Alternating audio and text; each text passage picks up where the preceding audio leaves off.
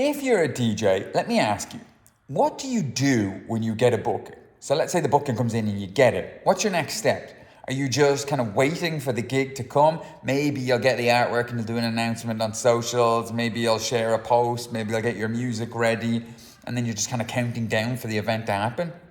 There is so much more you should be doing to ensure that you get a repeat booking, ensure that the promoter loves working with you, and to ensure that you turn that booking into lots more bookings, not just with that promoter, but with all the other clubs and festivals in the area.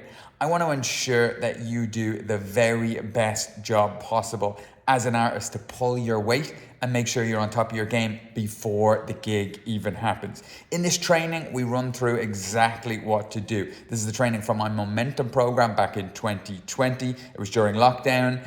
That program's done now, and so I want to share the information with you for free on YouTube. So what I'll run through here is exactly when you get a booking, the things that you're probably not doing that are super easy to do, that you should be doing, that will completely change your career if you just put them into practice. And then instead of getting booked and then maybe not playing that club again for ages, you'll get booked again, and build ongoing relationships with promoters that feed you gigs on an ongoing basis and create more gigs all around you. I want you to be as bookable as you possibly can be, and this training will help you with that. So let's jump into the training.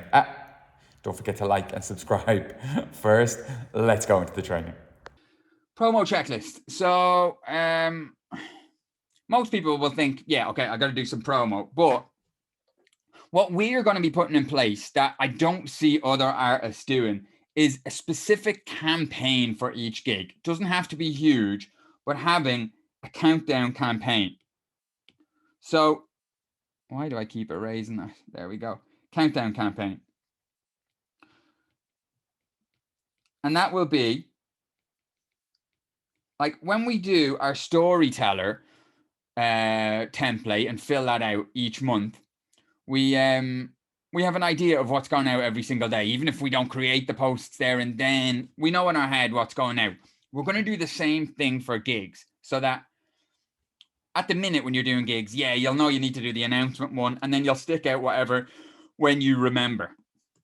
This time we're going to build specific campaigns. It'll be different for each type of event. So if it's a festival, it's going to be a long run campaign over many months. If it's a club gig, it'll just be over a couple of weeks. So that's the first thing that we're going to build. The second thing that we're going to want to do is reach out to the promoter and get page access.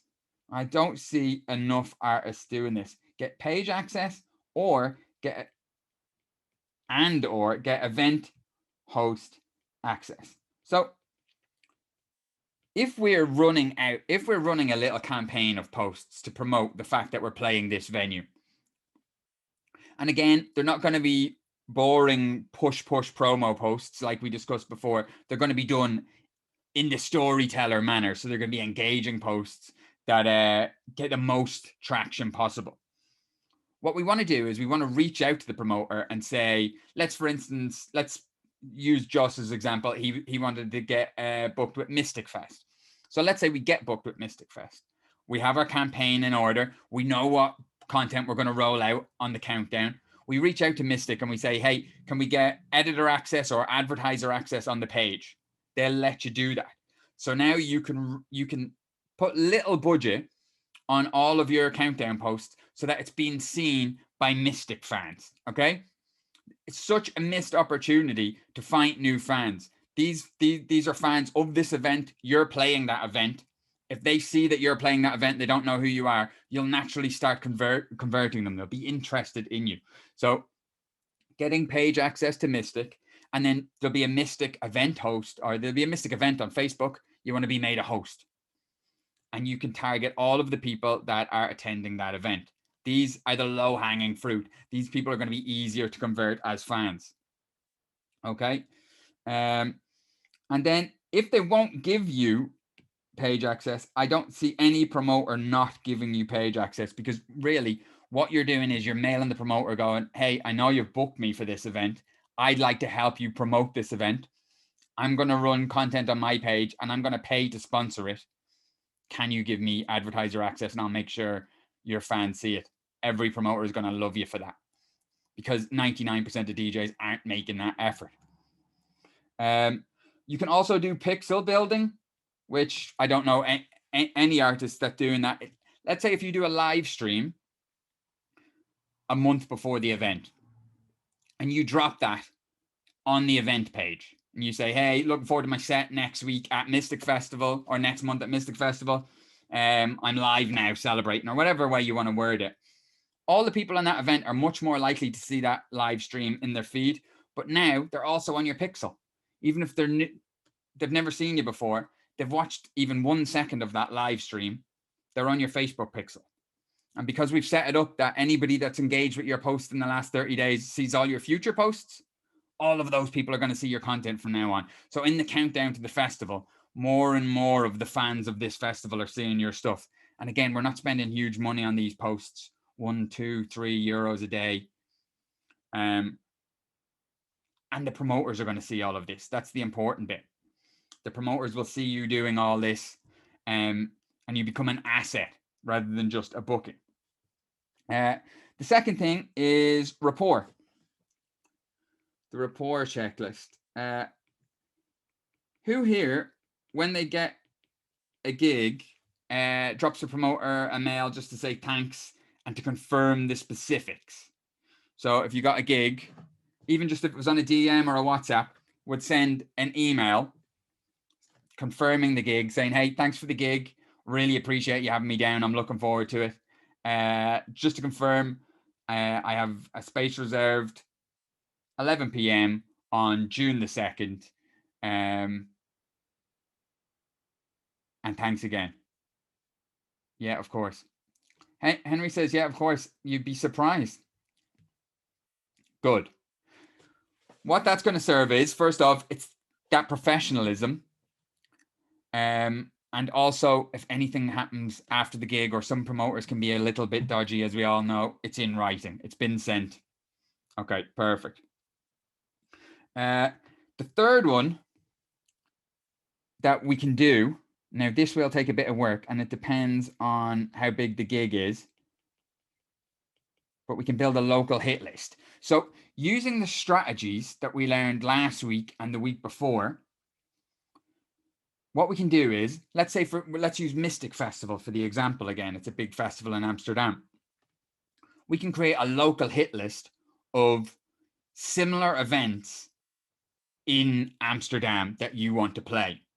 So a city like Amsterdam, there's going to be lots, 20, 30, 40. So this isn't your Dream 100 list. This is a separate list around Mystic Festival. All of the events that you can find in the Amsterdam area that you might want to play. It doesn't have to be huge. It can be 10 or 20, keep it manageable. So you make a local hit list using the Dream 100. So we're going to find out who the promoters are, and we're going to put them into a Facebook targeting group so that they can see all our posts. We can spend a tiny amount of money because it's only 20 or 30 people. It'll cost you a fraction of a euro to target all of these people. Create a local hit list and include them in all of the marketing. So all of the marketing that we do, include them. And it will probably cost you literally cents for them to see that posts. So they won't see any other DJs doing this. They're going to see this rival event pop up in their feed and you promoting your stage, your set, whatever at this event. That's going to get noticed, okay? And then number 4 is a cheese list. Now, to the new guys, you'll if you check out last week's videos, we talked about the concept of cheese. It's basically where it's a very clever way of working with promoters, press, anybody that you want to work with. And we've had so many guys in the group that have had great success with this strategy. It's about giving value. And we have strategies in last week running through how specifically we do that. But if you've got, let's say Mystic Festival has booked you to do a stage, it's 3 months away, come up with a list of how can we bring value to this promoter that everybody else isn't doing? One of those ways could be looking at some of last week's examples. Let's say a social takeover for a big page, social takeover. So if you reach out to Mr. After Party, Techno Moves, one of these big influencers, and say, hey, I have a stage at Mystic Festival. If you want us to do a takeover and push content from the festival, I'd love to do that. Quite often, those big pages will let you do that. That's what they're all about, getting that festival content. And if they have somebody on site that can do it for them all day, 9 times out of 10, they'll do it. Now, not everybody's going to say yes. So pitch 5 big influencers. Likely one will say yes if there's nothing else going out. So now you can go back to the promoter and say, hey, by the way, we're going to be doing a takeover all day on Data Transmission or I Beat the Club News or Mr. After Party. The promoter will love this. Any DJ that does this is getting a second booking. Some of the other stuff, like the radio shows that you have, radio shows, you could either film record your radio show live from the event, put that out on a Beat the Club News as a filmed live from Mystic Festival last week. That's promo for them on I Beat the Club News. You go back to the promoter and you say, hey, by the way, we filmed our set at the festival. It's gone out on I Beat the Club News. X amount of people have seen it. I see some people have shows on Data Transmission locked in the last week or two. You could do the same there. You could do the press stuff we discussed last week. So getting press features in Data Transmission or I Beat the Club News or Mixmag or using the strategies that we looked at last week.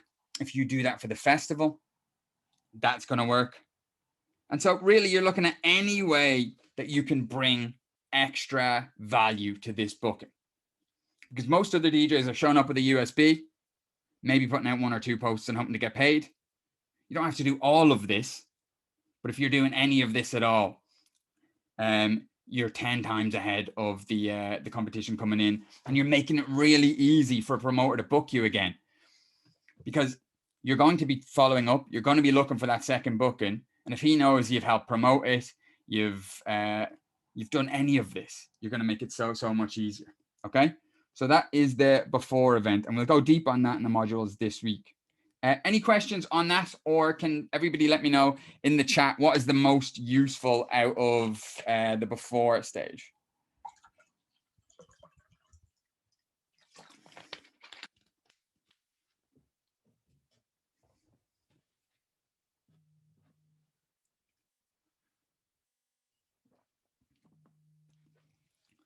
All of it. You say all the right things. Brilliant. So the way I'll structure the worksheets that we give you this week is just like a checklist for the before. So you just have it on one sheet. You can fill in your own bits, but it's just, you can go through it. And this isn't going to be right for all events. You know, there's some festivals that'll just be a small little gig and maybe this might be overkill. But what's the countdown campaign again? Mike, the countdown campaign is the promo that you're going to put out on your socials, because you're already doing that to some effect. You know, you'll be putting out a post announcing it, and then maybe the week of it, you'll be putting out some posts. But as you know from all the other scheduling that we do, if you sit down beforehand with a good template and get the ideas flowing and schedule it in, it's just going to go so much better. And this has 2 main benefits. The first one is, well, it's going to help promote the festival and the fact that you're playing. But for the promoter that's booked you, for him to see this thoughtful content going out on a regular basis, and you'll have it slightly sponsored so it'll do well, you're just so bookable. It's just putting your head and shoulders above the competition. Like when we did the little survey at the start, nobody talked about doing that. And your rivals aren't either. Your rivals aren't even doing coaching, never mind, you know, so it just puts you way ahead of anybody else for getting that second booking. Produce a special track for the event could be positive. Absolutely, Tony. It's just put your own creativity on it. Anything you can bring of value, absolutely. Hey, thanks for watching my video. If you've made it this far, please do me a favor. Like, subscribe so you can get all the future content, and let me know in the comments what you thought of this video. But more importantly, if you're a DJ that wants to get more bookings, if you want to lock in better clubs, better festivals, and more of them, I want to give you the system that we use to do this with DJs. I want to give you the full blueprint, all the training to run you through it, and any of the tools and templates that you need. There's a link in the description down below where you can go and get it now for free. Go help yourself. Let me help you. Let's get you booked together. The link is below. Did I mention like and subscribe? Like and subscribe. Thanks for watching. I'll see you soon. Cheers. Bye-bye.